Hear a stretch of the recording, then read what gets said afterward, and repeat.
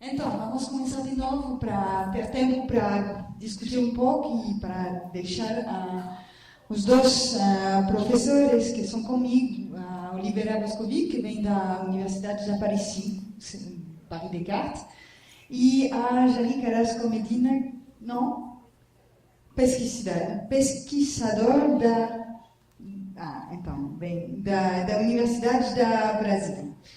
Então, vamos começar com a responsabilidade em frente da questão do direito internacional privado. E vou deixar a palavra a Olivera, primeiro. Merci beaucoup. Alors, il faudrait moi aussi commencer d'abord par remercier, féliciter et remercier les organisateurs, en particulier ma collègue Nathalie Martial et évidemment nos collègues brésiliens, les remercier vraiment pour leur accueil très très chaleureux. Alors, le sujet qui m'a été confié porte sur le droit international privé. Il s'agit en somme de se demander si les règles de droit international privé constituent un frein à la mise en œuvre de la responsabilité des géants de l'Internet, ou si éventuellement, on va essayer d'y répondre, elles peuvent y contribuer. Alors je vais, moi aussi, comme mon collègue Dominique Leger, essayer, contrairement à mon habitude, de parler lentement pour faciliter le travail des traducteurs. Alors je pense qu'il n'y a pas besoin d'insister longuement sur l'importance pratique du sujet. Chacun comprend évidemment, tout d'abord d'une manière générale, que le commerce électronique est très souvent confronté au droit international privé, parce que nombre de contrats, qu'ils soient conclus ou exécutés en ligne, sont des contrats internationaux, et parce que les cyberdélits, eux aussi, très souvent, au moins potentiellement, présentent un caractère international. Mais si on veut parler plus spécifiquement de notre sujet, plus spécifiquement des géants de l'Internet, là encore, il est assez évident que les questions de compétences et les questions de loi applicables vont être tout à fait déterminantes pour l'effectivité de leurs responsabilités. Par exemple, il est assez évident que la situation sera très différente selon que le juge français se déclare compétent pour connaître d'une action intentée par un utilisateur contre Facebook, ou selon que la compétence revient au seul juge américain. De même, autre exemple, la solution du litige peut varier radicalement, peut varier du tout au tout, selon que la loi française ou la loi américaine est déclarée applicable à une action en contrefaçon de marque ou une action en contrefaçon de droit d'auteur intentée contre Google. Or, les hypothèses dans lesquelles ce genre de question est susceptible de se poser sont très nombreuses. De plus, comme l'ont observé certains auteurs, les géants de l'Internet tentent de faire de l'optimisation juridique, et pas seulement, comme chacun le sait, dans le domaine fiscal, mais également dans le domaine du droit international privé, pour tenter précisément d'échapper à leurs responsabilités. Alors comment s'y prennent-ils ? Eh bien, ils insèrent très souvent des clauses attributives de juridiction et des clauses de choix de la loi défavorables à leurs co-contractants. Donc on verra que cette question des clauses est une question très importante pour le sujet qui nous occupe aujourd'hui. Mais au-delà de ce point, au-delà de la question des clauses, la question est de savoir si les règles de droit international privé sont adaptées, si elles permettent de façon adéquate de mettre en jeu la responsabilité de ces géants. Cette question est tout à fait légitime, elle est même très légitime, puisque nous allons voir que les règles qui reçoivent application, et ça fait écho à la discussion qui a eu lieu tout à l'heure, les règles qui reçoivent application sont des règles générales qui n'ont absolument pas été conçues spécialement pour ces problèmes, pour le commerce électronique. Dans cette optique, une question apparaît particulièrement problématique parce qu'elle est au cœur de toutes les règles de conflit de juridiction et de conflit de loi en matière de responsabilité. C'est la question de la détermination du lieu du dommage. La question de la détermination du lieu du dommage et le point de savoir comment il faut interpréter cette notion dans le cadre des cyberdélits. Donc, pour répondre à la question de l'effectivité de la responsabilité des géants de l'Internet en droit international privé, j'ai choisi, dans le temps limité dont je dispose, d'autres aspects auraient pu être évoqués, mais j'ai choisi de la confronter à deux questions. J'ai choisi de la confronter à la volonté des parties, d'une part, et à la localisation du dommage, d'autre part.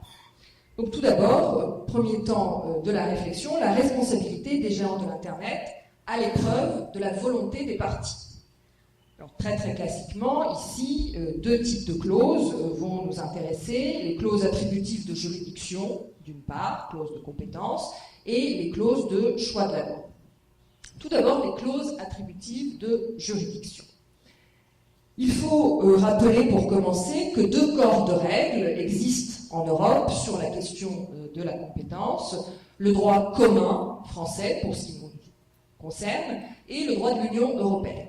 Alors pour le sujet qui nous occupe aujourd'hui, le droit de l'Union européenne se trouve dans le règlement Bruxelles I, règlement relatif à la compétence, la reconnaissance et l'exécution des décisions en matière civile et commerciale, qui a été révisé récemment. Il a été révisé en 2012 et la version révisée est entrée en vigueur le 10 janvier 2015. Le droit commun, quant à lui, est déterminé, on verra, essentiellement par extension à l'ordre international des règles de compétences territoriales internes.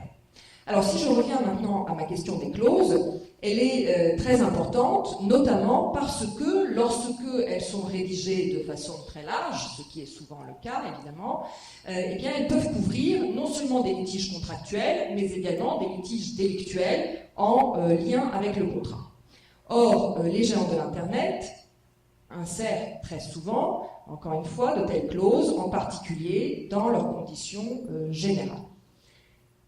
Ici, la principale distinction, la principale opposition qu'il convient de faire va concerner les contrats de consommation, d'une part, et ceux qui ne bénéficient pas de cette qualification.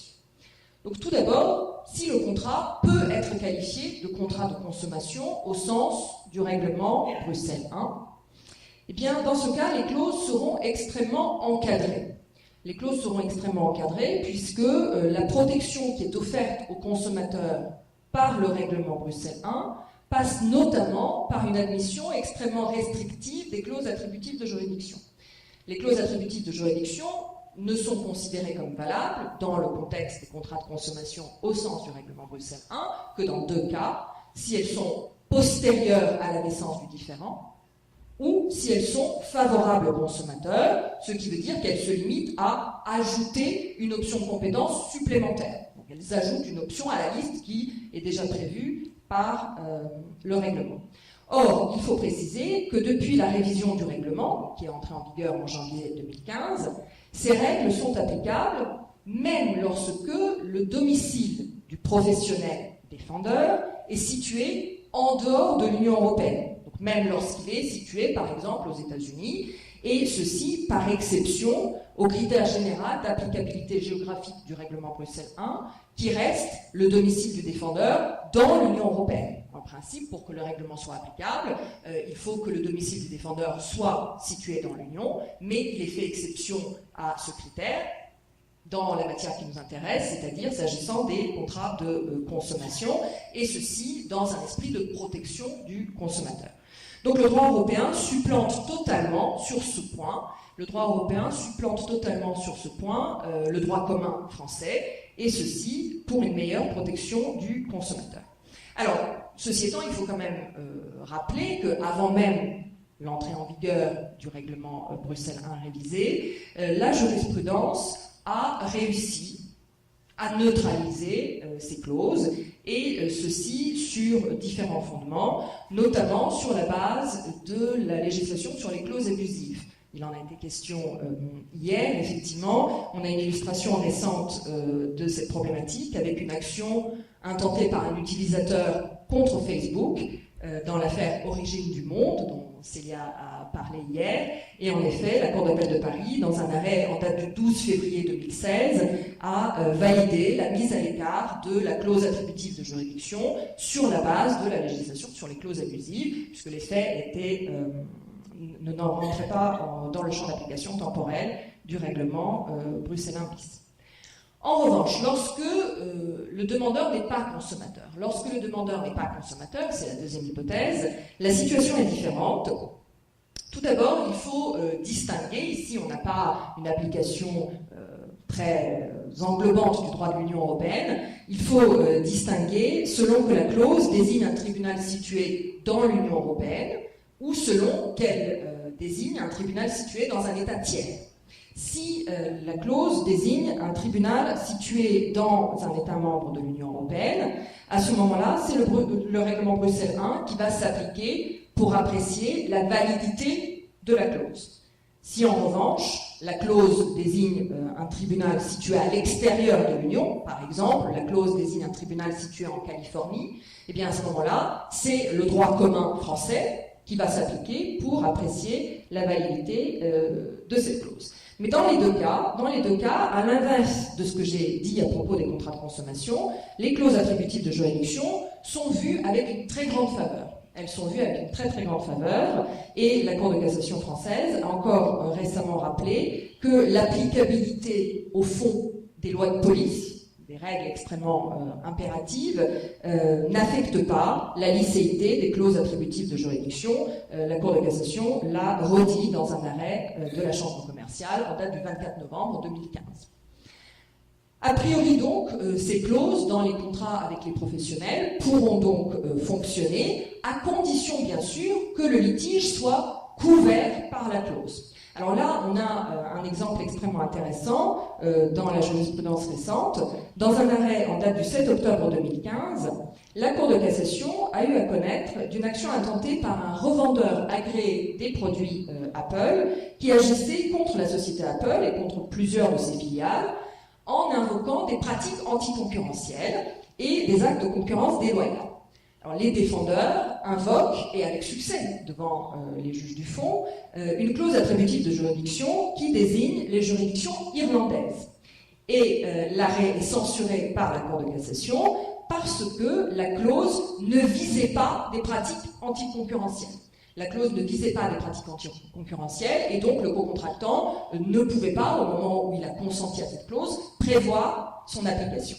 Alors il s'agit là de l'application d'une jurisprudence de la Cour de justice de l'Union européenne qui date du mois de mai 2015. C'est un arrêt qui a fait couler beaucoup d'encre, l'arrêt CDC, qui impose une interprétation restrictive des clauses attributives de juridiction dans le contexte des actions en réparation consécutives à une violation du droit de la concurrence. Mais ce qui est intéressant de remarquer, c'est que l'arrêt de la Cour de cassation a été critiqué généralement par la doctrine. Les auteurs estiment que la Cour de cassation applique la jurisprudence CDC dans un cas où celle-ci ne s'imposait pas. Donc les auteurs, les commentateurs estiment généralement que la jurisprudence CDC devrait être interprétée restrictivement, avec la distinction entre les actions follow-on et les actions stand-alone, donc les actions qui sont consécutives à une condamnation de l'autorité de la concurrence et les actions qui sont autonomes. Bref, l'idée est de dire que la clause aurait dû jouer. L'idée est de dire que la clause aurait dû jouer.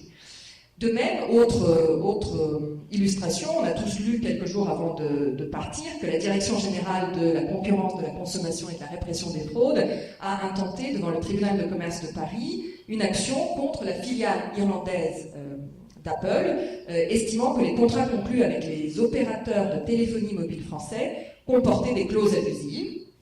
Et là encore, Apple oppose une clause attributive de juridiction. Alors là encore, il y a peu de chances, cette fois-ci, il y a peu de chances que l'argument prospère. Il sera intéressant de voir ce que le tribunal dira. Il y a peu de chances, ceci dit, que l'argument prospère, puisque le demandeur est un tiers au contrat et l'action est de nature délictuelle. Donc là, on peut avoir quelques espoirs sur cette question. Mais en dehors de cette limite, les clauses attributives de juridiction, donc en dehors de cette limite qui consiste à se demander si le litige entre dans le champ d'application de la clause, en dehors de cette limite, les clauses attributives de juridiction dans les contrats conclus avec les professionnels peuvent incontestablement constituer un frein à l'effectivité de la responsabilité des gérants de l'Internet. Qu'en est-il maintenant des clauses de choix de la loi? Deuxième point, qu'en est-il des clauses de choix de la loi? Alors là encore, il faut distinguer entre contrats de consommation et les autres contrats. S'agissant des contrats de consommation, encore une fois, la protection sera assez efficace. La protection sera assez efficace puisque, en vertu de l'article 6 du règlement Rome 1 relatif à la loi applicable aux obligations contractuelles, le choix de la loi applicable ne peut priver le consommateur de la protection que lui assurent les dispositions impératives de la loi de sa résidence habituelle. Donc, quelle que soit la loi choisie, le consommateur bénéficie d'un minimum de protection que constituent donc les règles impératives de la loi de sa résidence habituelle. Et l'article 14 du règlement Rome 2, relatif lui à la loi applicable aux obligations non contractuelles, n'admet dans cette hypothèse, dans l'hypothèse des contrats conclus par les consommateurs, le choix de la loi applicable à l'obligation non contractuelle qu'après la survenance du fait dommageable. Donc le règlement Rome 1 et Rome 2 arrivent tous deux à une protection assez efficace du consommateur. En revanche, s'agissant des relations avec les professionnels, la situation est plus complexe. La situation est plus complexe puisque si le règlement Rome 1 valide assez largement le choix pour les aspects contractuels, le choix est plus difficile pour les aspects délictuels. Le choix est beaucoup plus difficile pour les aspects délictuels puisque le règlement Rome 2 interdit ce choix pour les obligations résultant d'une atteinte au droit de propriété intellectuelle ou de concurrence déloyale. Ce sont les deux domaines dans lesquels les parties ne peuvent pas choisir la loi et ne peuvent pas donc choisir une loi différente de celle désignée par le règlement Rome 2. S'agissant des atteintes aux droits de la personnalité, elles sont exclues du domaine du règlement, mais donc là encore, l'autonomie n'est pas permise non plus, puisque le droit commun français ne connaît pas une telle règle, si ce n'est éventuellement un accord procédural en faveur de la loi du fort. Je n'entre pas dans les détails. Mais ce qui est important de comprendre, c'est qu'on a donc une interdiction dans le règlement Rome 2, mais comme pour ces mêmes matières, on va admettre des clauses attributives de juridiction, comme on vient de le voir, eh bien, notamment des clauses qui désignent des juridictions situées en dehors de l'Union européenne, eh bien, l'interdiction du règlement Rome 2 risque de rester lettre morte, puisque les parties peuvent très bien conférer compétence à une juridiction située à l'extérieur de l'Union. Donc il y a là sans doute une réflexion à mener sur les remèdes possibles, l'interprétation étroite des clauses dans la lignée de l'arrêt CDC, éventuellement un lien entre applicabilité au fond des lois de police et licéité des clauses attributives de juridiction.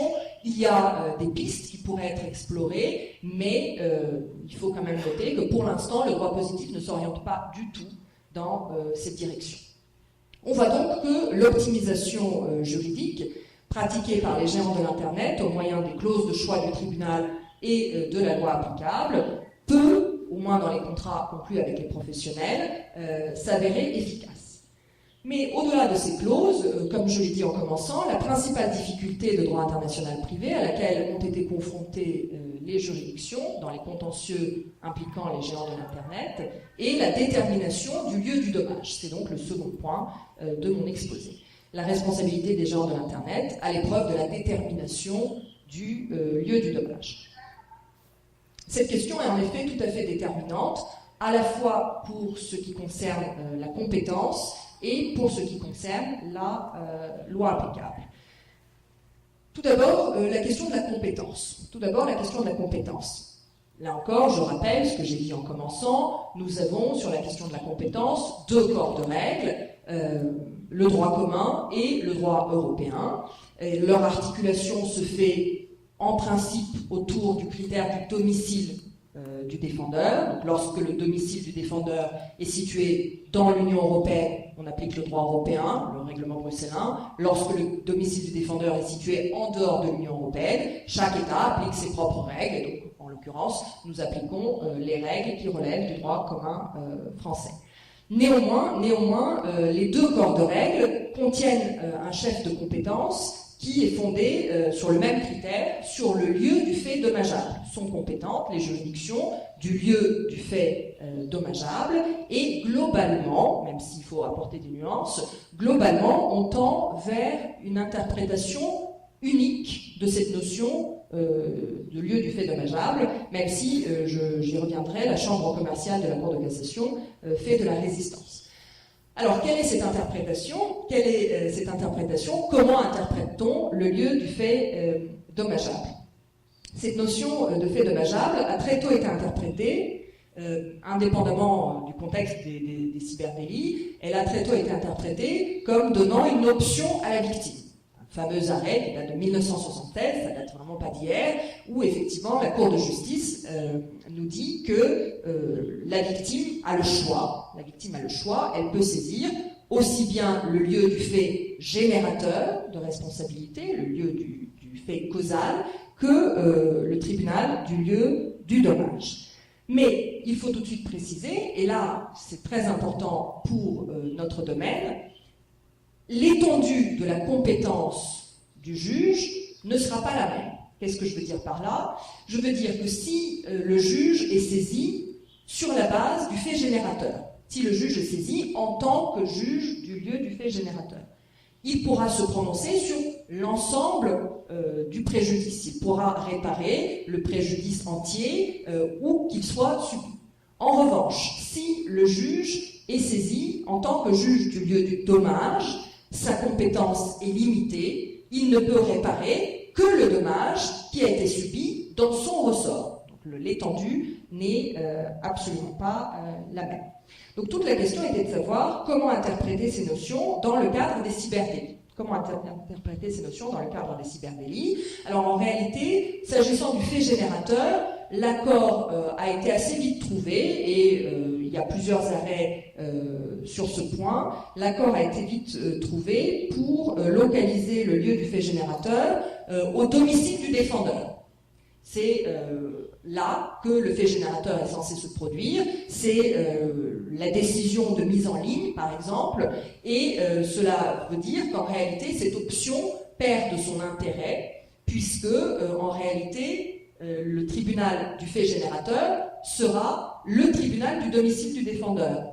Donc, en réalité, comme la règle générale qui vaut, quelle que soit la matière, la règle générale de compétence dans le règlement bruxellois, c'est la compétence du tribunal du domicile du défendeur. En réalité, cette option n'ajoute rien. Bon. Donc, ce qui est intéressant, ce qui est important, c'est le lieu du dommage. C'est le lieu du dommage. L'ensemble des difficultés sont apparues au sujet de la localisation du dommage. Et sur cette question, on distingue deux approches. Pour donc localiser le dommage dans le cadre des cyberdélits, on distingue deux approches de théorie, la théorie de l'accessibilité et la théorie de la focalisation. Alors de quoi s'agit-il? L'accessibilité consiste à considérer que le dommage se réalise en un lieu dès lors que le site litigieux est accessible à partir de ce lieu. Parce que je peux accéder à ce site de mon ordinateur dans mon salon à Paris, le dommage se réalise à Paris. La théorie de la focalisation, elle est plus exigeante, elle exige qu'il y ait un lien de rattachement plus spécifique, et notamment, elle exige que le site ait ciblé le public donné, le public du pays concerné. Alors, ce qu'il faut noter, c'est que la Cour de justice de l'Union n'interprète pas la notion de dommage de la même façon dans le cadre des différents cyberdélits. Elle n'interprète pas cette notion de la même façon dans le cadre des différents cyberdélits, et tout va donc dépendre du fondement de l'action. Alors, si on tente de synthétiser cette jurisprudence, parce que je vois que le temps passe, on peut dire qu'il y a trois cyberdélits qui se sont dégagés de la jurisprudence, qui ont concentré l'essentiel du contentieux, les atteintes aux droits de la personnalité, les atteintes aux droits de propriété intellectuelle et la concurrence déloyale. Bien. Alors, s'agissant des atteintes aux droits de la personnalité, la Cour de justice a consacré au titre du dommage, au titre du lieu du dommage, le critère de l'accessibilité. Elle considère que le dommage se réalise dès lors que le site est accessible en un lieu. C'est le fameux arrêt E-Date, qui date de 2011, qui se prononce en ce sens. Cela signifie donc que la victime peut saisir la juridiction de n'importe quel lieu où le site litigieux est simplement accessible, mais uniquement, il ne faut pas l'oublier, c'est ce qu'on disait tout à l'heure, uniquement pour le dommage subi dans le ressort de cette juridiction, pas pour l'entier dommage. Alors, ceci étant, pour être complet, il faut ajouter que dans le même arrêt E-Date, la Cour de justice a également ajouté un autre chef de compétence qui limite un peu l'intérêt de ce que je viens de dire, puisque la Cour de justice a ajouter un chef de compétence qui n'était pas prévu par le texte, la victime peut saisir aussi pour l'intégralité de son dommage le tribunal du lieu de son domicile en matière d'atteinte aux droits de la personnalité. Donc en réalité, le critère du lieu du dommage n'aura pas grand intérêt pour la victime dans ce contexte. En matière de contrefaçon de droit d'auteur, c'est également le critère de l'accessibilité qui a été consacré. 2 arrêts importants de la Cour de justice se sont prononcés en ce sens, un arrêt Pinckney de 2013 et un arrêt Heiduc de 2015, peu importe le détail, mais donc c'est bien le critère de l'accessibilité qui a les faveurs de la Cour de justice pour la contrefaçon de droit d'auteur. Par contraste, en matière de contrefaçon de marque, la Cour de justice considère que le préjudice se localise dans le pays où la marque est enregistrée. C'est dans le pays où la marque est enregistrée que le préjudice peut être localisé. Et là, elle ne fait aucune mention ni du critère de l'accessibilité, ni du critère de la focalisation. Enfin, dernier point, la concurrence déloyale. Nous avons des arrêts de la Cour de cassation qui penchent plutôt pour la focalisation, mais il n'y a pas d'arrêt de la Cour de justice sur cette question. Donc voilà pour les 3 cyberdélits principaux. Ceci étant, parfois les faits n'entrent dans aucune de ces 3 catégories déterminées, mais le raisonnement sera toujours le même. Pour localiser le dommage, il faudra se demander s'il faut appliquer le critère de l'accessibilité ou le critère de la focalisation. On a une illustration récente, là encore, dans la jurisprudence, un arrêt de la Chambre commerciale de la Cour de cassation en date du 10 novembre 2015, où il s'agissait d'une action intentée par un distributeur agréé de la société Samsung et qui portait sur les fameuses limitations de la distribution en ligne dans le cadre des réseaux de distribution sélective. Le distributeur a assigné la société Samsung, bien sûr, mais aussi, ce qui nous intéresse plus, la société Amazon Service Europe, qui était établie au Luxembourg, pour obtenir de cette société le retrait de toute offre en place de marché portant sur les produits Samsung sur les sites Amazon, mais non seulement le site français, mais également le site anglais, italien, espagnol. Et la question s'est posée de savoir, est-ce que le juge français est compétent pour une telle action ? Les juges du fond ont répondu par la négative. Les juges du fond ont considéré que le juge français ne pouvait pas se prononcer sur ce type d'action, mais la Cour de cassation considère qu'il n'y a pas de réponse claire dans la jurisprudence de la Cour de justice. Elle a donc posé une question préjudicielle à la Cour de justice pour savoir s'il fallait, dans ce type de fait, appliquer le critère de l'accessibilité ou celui de la focalisation. On le voit, donc même si la jurisprudence ne s'est pas encore prononcée sur l'ensemble des hypothèses, elle ouvre assez largement la compétence, ce qui, a priori, est plutôt favorable aux victimes. La compétence est ouverte assez largement, quel que soit le domaine, ce qui est a priori plutôt favorable. Il convient quand même de faire 2 observations.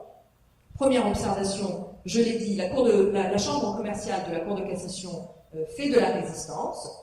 Elle préfère le critère de la focalisation, toujours, et elle le fait non seulement lorsqu'elle applique le droit commun français, où là, elle est tout à fait libre de le faire, elle le fait également lorsqu'elle applique le droit européen, et ceci, semble-t-il, au mépris de la jurisprudence de la Cour de justice. Ça, c'est la première observation. La deuxième observation, c'est il faut bien comprendre quand même que si le public local n'est pas ciblé, donc s'il n'y a pas de focalisation, cette compétence, en réalité, ne servira pas à grand-chose.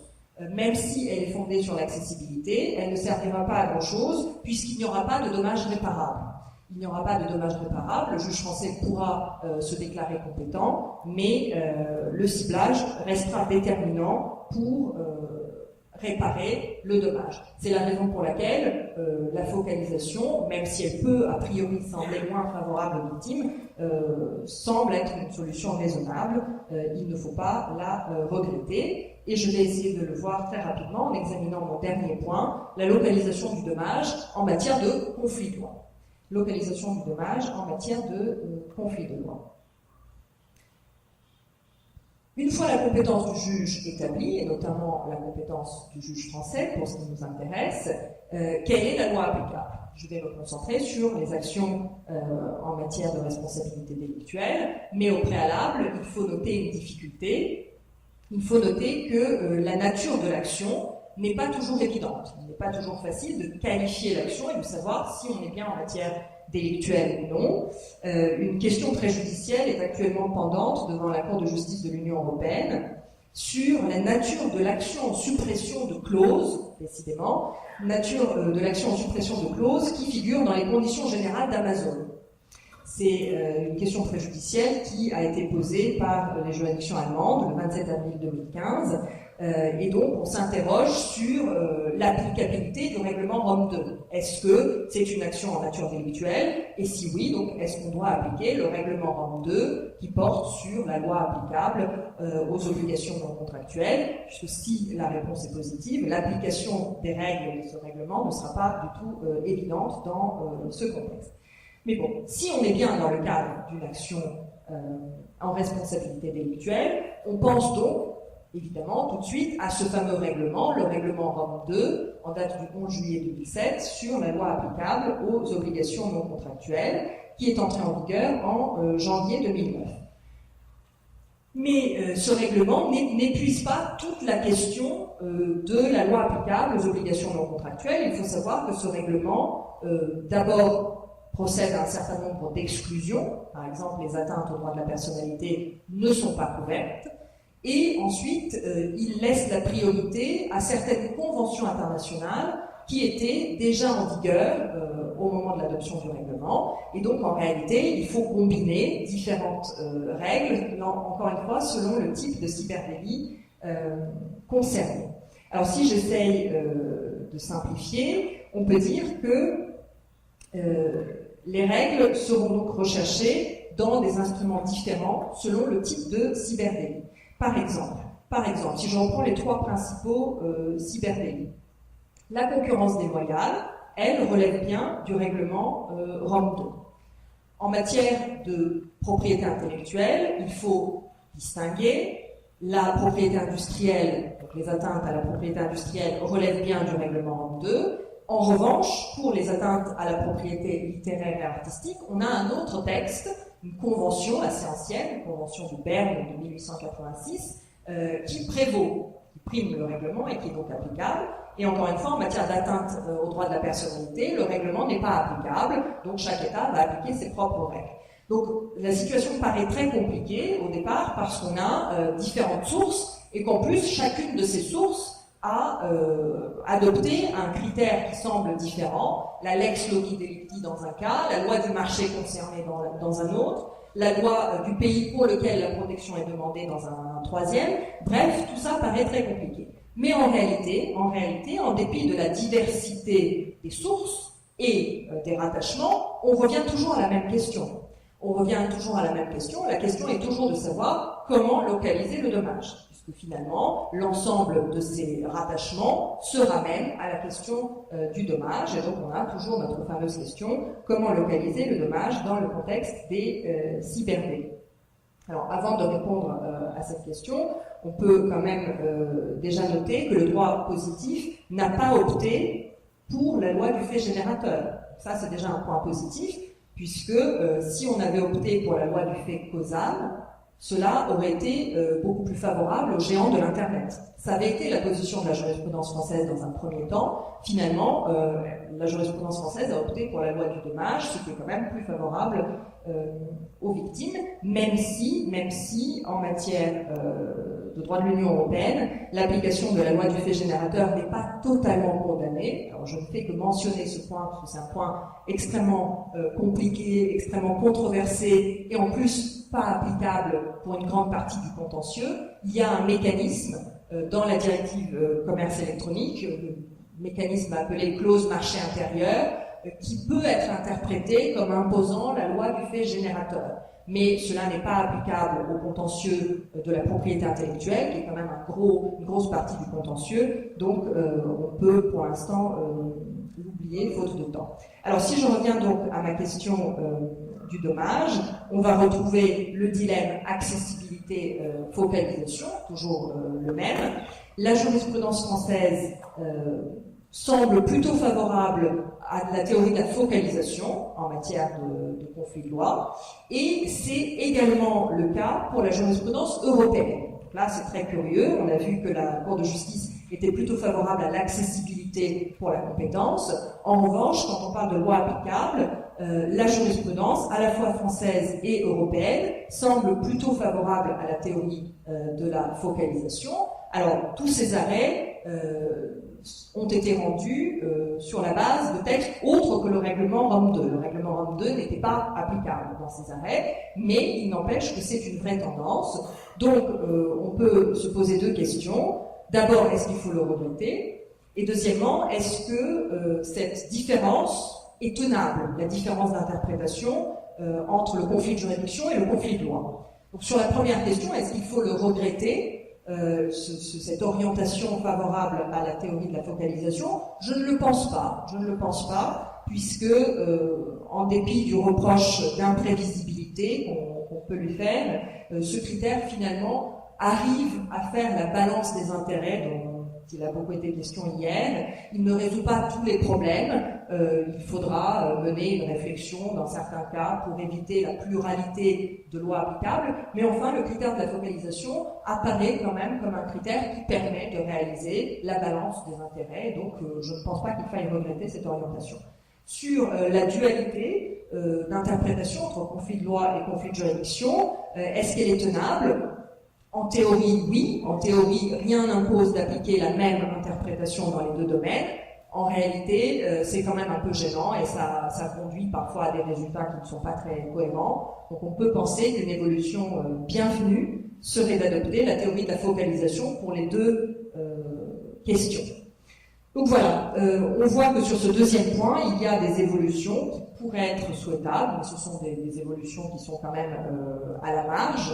En revanche, la vraie réflexion doit porter sur les clauses, on avait vu au début, sur les clauses attributives de juridiction notamment, mais je l'ai dit en commençant, la faveur pour ces clauses est un des réflexes de base du droit international. Donc remettre en cause leur portée, limiter leur portée, constituera un vrai défi. Maintenant, à nous de voir s'il faut relever ce défi. Je vous remercie de votre attention.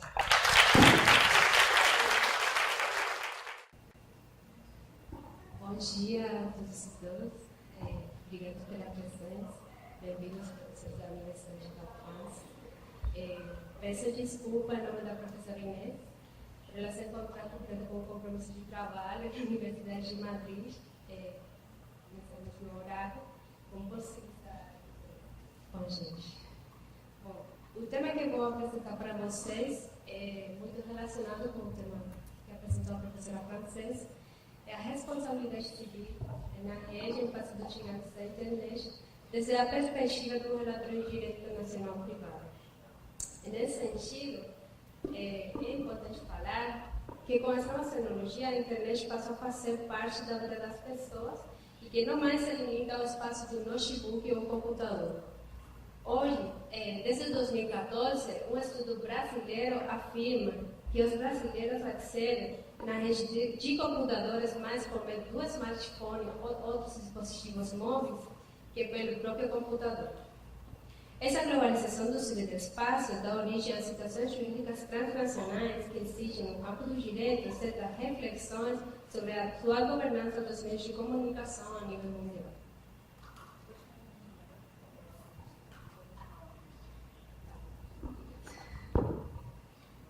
Como resolver os problemas, conflitos de leis no espaço virtual em relação aos gigantes da internet? Todo um desafio. Apenas 29 países possuíam, em 2014, empresas vinculadas e avaliadas mais de $1 bilhão. E só uma empresa brasileira estava nessa faixa de classificação. Como mostra a figura, o mercado de capitais é dominado hoje por empresas norte-americanas e os 5% de empresas chinesas, o que determina que essas empresas e esses países vão determinar ou vão tentar determinar as regras do jogo no espaço das da internet. A internet é caracterizada por um mundo virtual sem fronteiras aparentes, onde estão conectados a vários lugares simultaneamente, e isso potencializa o surgimento de situações jurídicas transnacionais, de litígios transfronteiriços, decorrentes das atividades realizadas por meios eletrônicos. O direito internacional privado, como disciplina do direito, busca solucionar problemas relativos a situações jurídicas internacionais conectadas a 2 ou mais países com o propósito de definir a lei aplicável e as legislações e jurisdições competentes para examinar e julgar os litígios transfronteiriços. Mas a cada Estado compete a execução e a decisão de quais regras vai colocar e quais regras vai estabelecer em questões de direito internacional privado. As relações jurídicas na internet são classificadas de relações jurídicas complexas. Nelas estão envolvidas um provedor de conexão, um provedor de correio eletrônico e um provedor de conteúdo. São relações basicamente business to business, business to consumer e consumer to consumer. O primeiro exemplo de relações jurídicas que a gente trouxe para vocês é relacionado à rede social Orkut, uma empresa domiciliada nos Estados Unidos, pertencente à Google. Através desse site foi colocado conteúdo de caráter ofensivo, discriminatório e pornográfico envolvendo crianças brasileiras e adolescentes, por lo que se classifica como uma situação jurídica transnacional, uma situação jurídica complexa e em ele está presente um elemento de extraterritorialidade. Na decisão, o Tribunal Brasileiro, em virtude da Lei de Introdução das Normas Brasileiras, se declara competente para conhecer do assunto em relação a que toda empresa estrangeira precisa ter para sua filial agência ou estabelecimento uma prévia autorização do Poder Executivo no Brasil. Uma vez que elas são autorizadas, podem acrescentar dentro da palavra denominativa para sua função social a palavra Brasil, como mostra no slide, Google Brasil, Facebook Brasil, Yahoo Brasil, todas elas para definir que elas vão estar submetidas à jurisdição brasileira.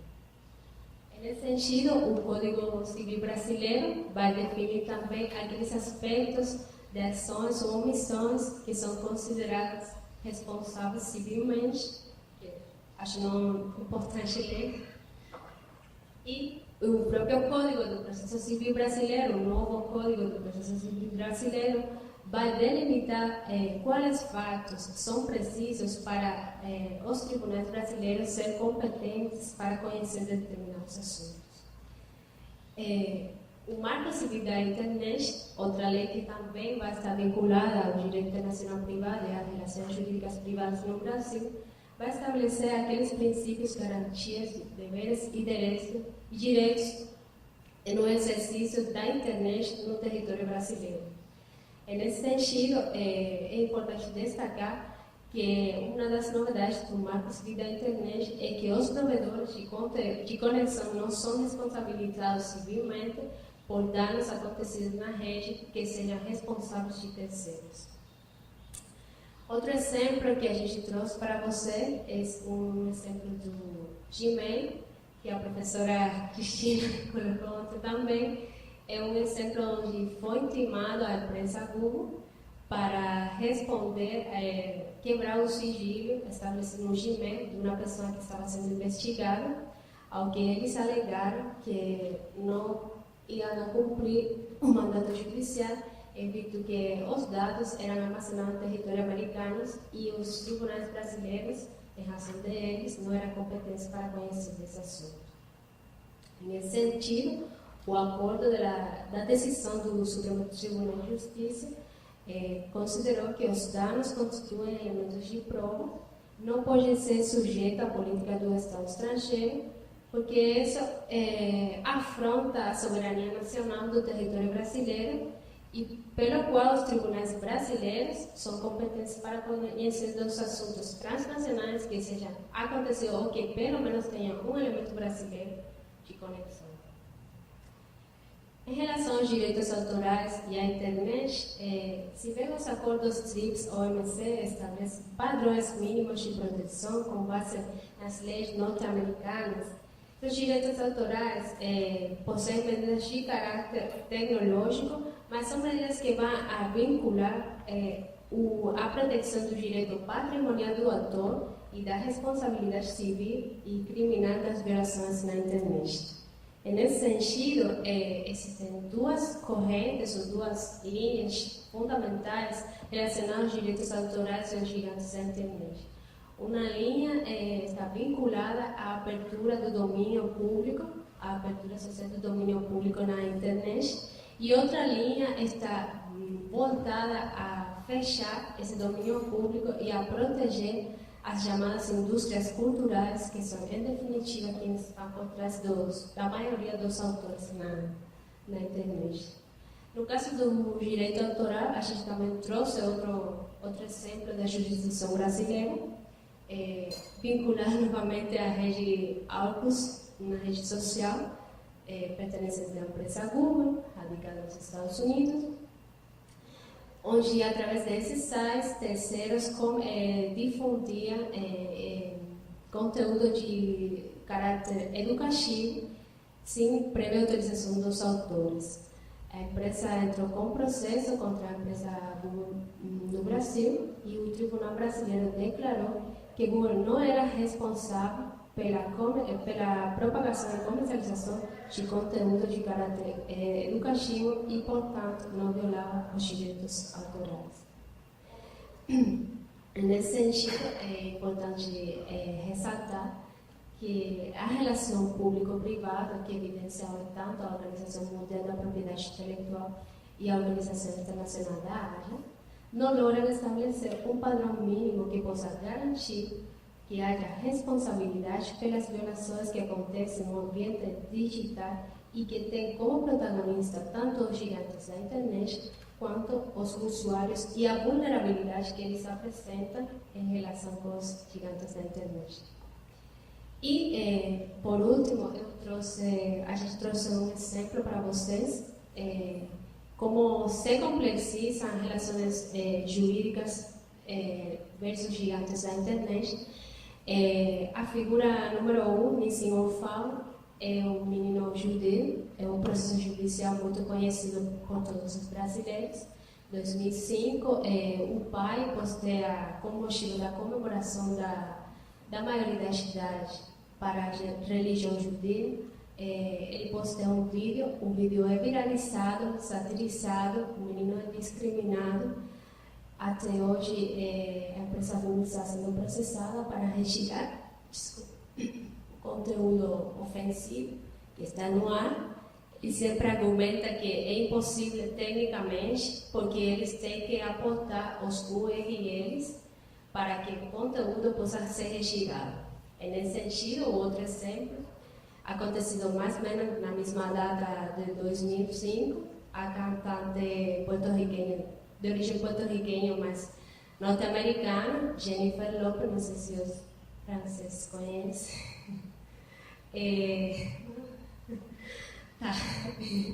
Ela foi posteada também no YouTube um vídeo de caráter íntimo, de caráter ofensivo, de caráter discriminatório. Ela tendo relações íntimas com de suas ex-parentes de casal. E aí o conteúdo foi retirado na hora e ninguém mais conseguiu viralizar aquele conteúdo. Em que medida os gigantes da internet logram estabelecer um equilíbrio e em que medida as questões técnicas são certamente uma problemática na hora de retirar o conteúdo da internet? Ou será que o problema está focado em a pessoa em si ou em aquilo que a pessoa representa socialmente?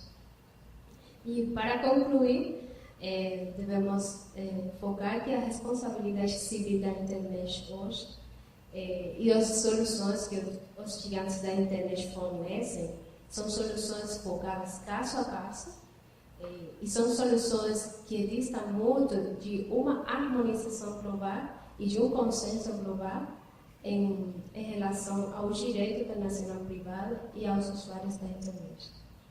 Nesse sentido, o direito internacional privado, a solução estaria de mão das normas de soft law, que podem ser um caminho à harmonização das regras de direito internacional privado para a responsabilidade civil das empresas que atuam no mercado, no comércio eletrônico e especialmente nos gigantes da internet. A ausência de normas locais e internacionais facilita conflitos de jurisdição, possibilita a apresentação de justificativas tecnicistas por parte dos gigantes da internet, que equivale a assumir responsabilidades que equivale a evadir suas responsabilidades pelas suas condutas. No contexto da globalização, a responsabilidade civil da internet precisa da cooperação jurídica internacional por parte dos Estados. E é nesse sentido, é importante, para concluir a fala, colocar 3 questões fundamentais. Como resolver hoje o controle de conteúdo que viraliza em manos de terceiros? A falta de harmonização internacional sobre tratados que protejam os usuários da rede em sua relação com o gigante da internet. E como efetivar decisões que estabelecem obrigações aos gigantes da internet, reparações de danos, obrigações de fazer ou não fazer, e que precisam ser executadas em um Estado estrangeiro. Muito obrigada. Desculpa o português.